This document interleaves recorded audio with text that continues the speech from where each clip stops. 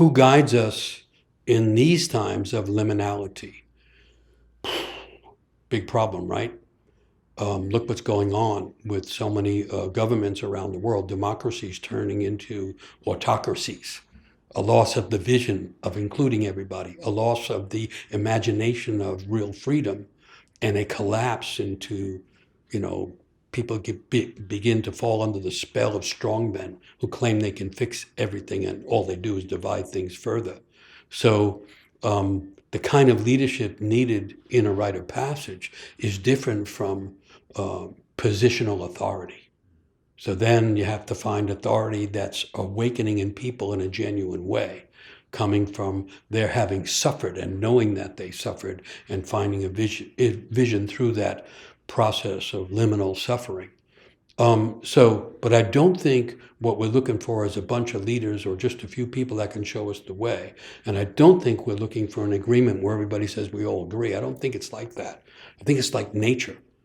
Different parts of the forest are led, they have mother trees and nurture trees that lead the growth of the forest. And they're like leaders, but they're very different from what the other plants are doing. I think it's an organic process. And I think, so I'll repeat this idea and I'll go into it deeper later. It's not a collective of millions of people with a few leaders. That's probably going to look like the old world that we have already lost.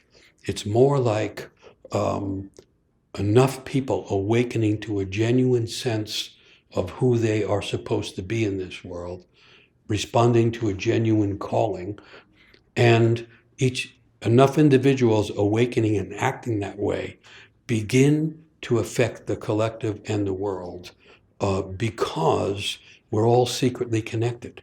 And I'll keep coming back to this, but the idea is if enough people are changing, the changing of the souls of enough individuals begins to change the collective understanding, and then it also begins to change the world.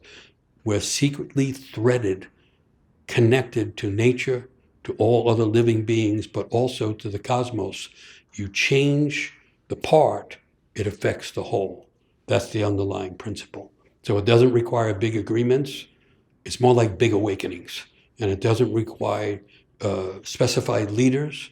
It's more like many people leading from inside themselves begin to affect their neighbors. Awakening begins to occur the way a forest might grow, and the next thing change is happening, and no one's in charge of it, and therefore no one can stop it.